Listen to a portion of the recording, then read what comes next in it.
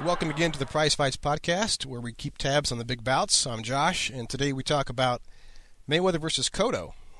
I first want to deal with some news about Mayweather-Pacquiao. What happened? Why has the fight fallen through again? I don't know. I don't think anybody knows but those two guys in their camps.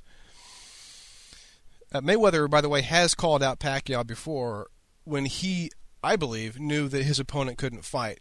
It's like you make a demand that you know the other guy can't meet, and it makes you look like the hero or the tough guy because the boxing fans don't know why the other guy couldn't accept.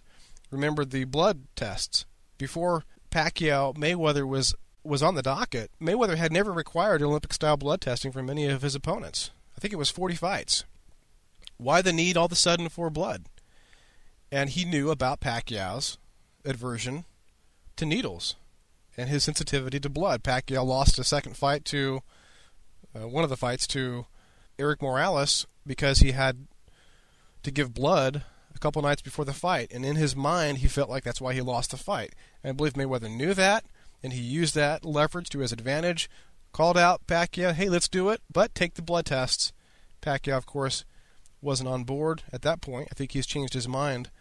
But I'm pointing out that I don't know. I don't think that we're safe to say Mayweather is the brave guy here and Pacquiao's the coward because Pacquiao didn't meet the demand. I understand it that even though Mayweather called him a coward and tweeted about it, that as Pacquiao's advisor pointed out, Manny Pacquiao said yes to a May 5th fight, or at least a May fight. But Mayweather didn't want to do a 50-50 agreement, even though Pacquiao, historically, objectively, has sold more recent tickets, pay-per-view, and gate. So Mayweather offered Pacquiao $40 million, which, as Freddie Roach has pointed out, could end up meaning a 70-30 split for Floyd.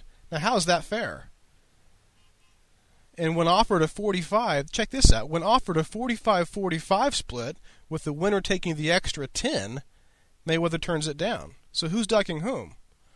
I'm just saying this may be another case where Floyd knows something about Pacquiao, makes a demand that he knows Pacquiao won't accept.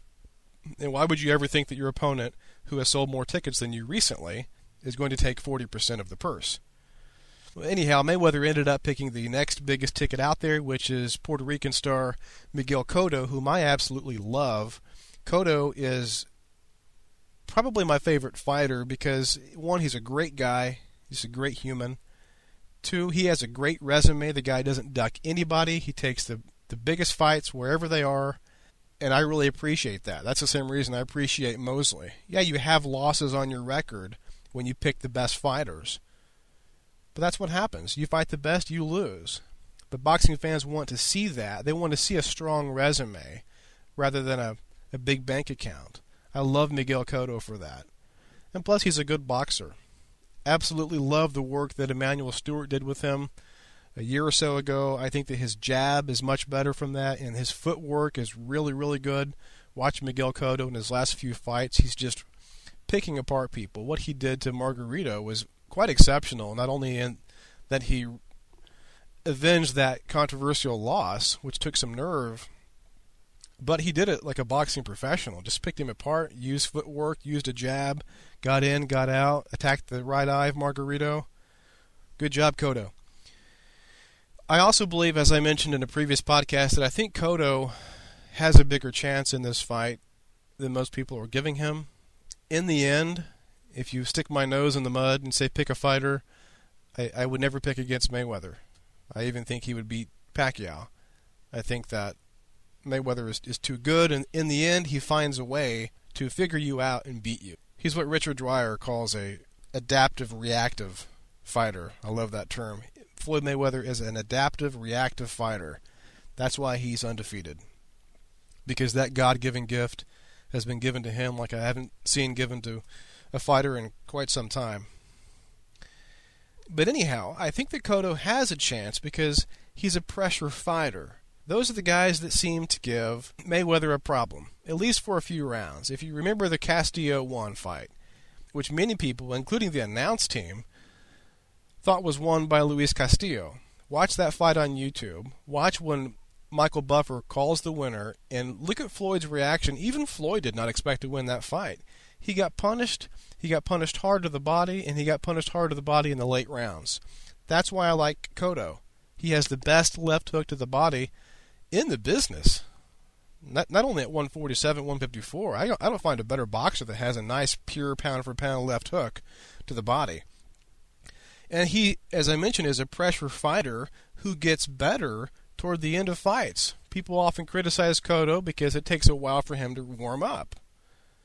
But hey, if you come out slow and you're Miguel Cotto, that just means you're going to get better towards 6, 7, 8, 9, 10, 11, 12. I think that if he can do that, apply that kind of pressure that Castillo applied, he's got a chance. He has to be consistent, and he has to be aggressive, and he has to have a big heart because he will get beat up. Floyd Mayweather is a great pot shotter. He's accurate. He knows when to punch, knows when to get out. And he's hard to hit. That's why you have to go for the center of gravity. Just aim at the body. Corner him.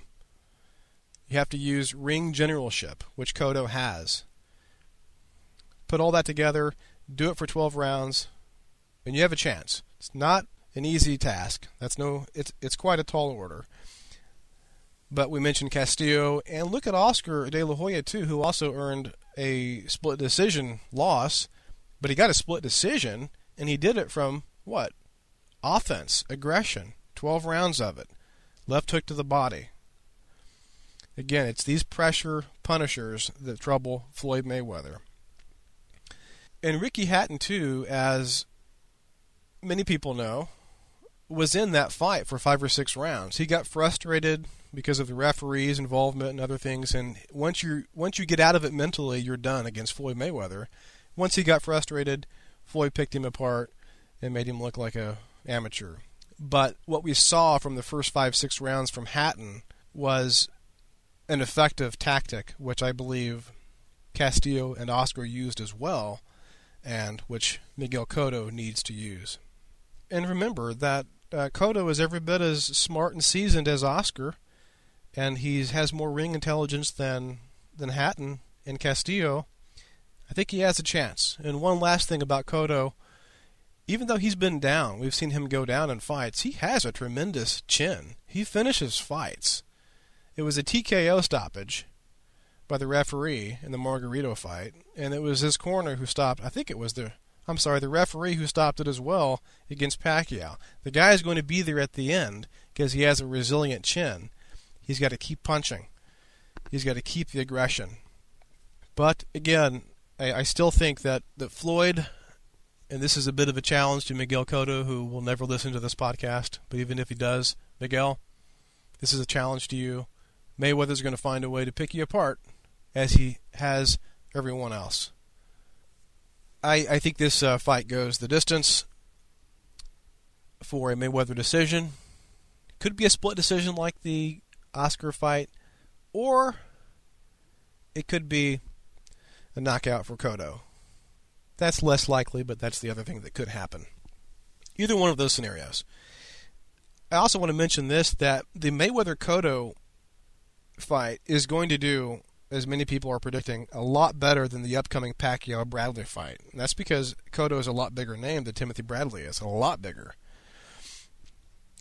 And I think that this unfortunately reinforces Mayweather's belief that he needs more money than 50% in a potential Pacquiao fight, and thus the Pacquiao-Mayweather fight, I'm sorry to say, will never happen.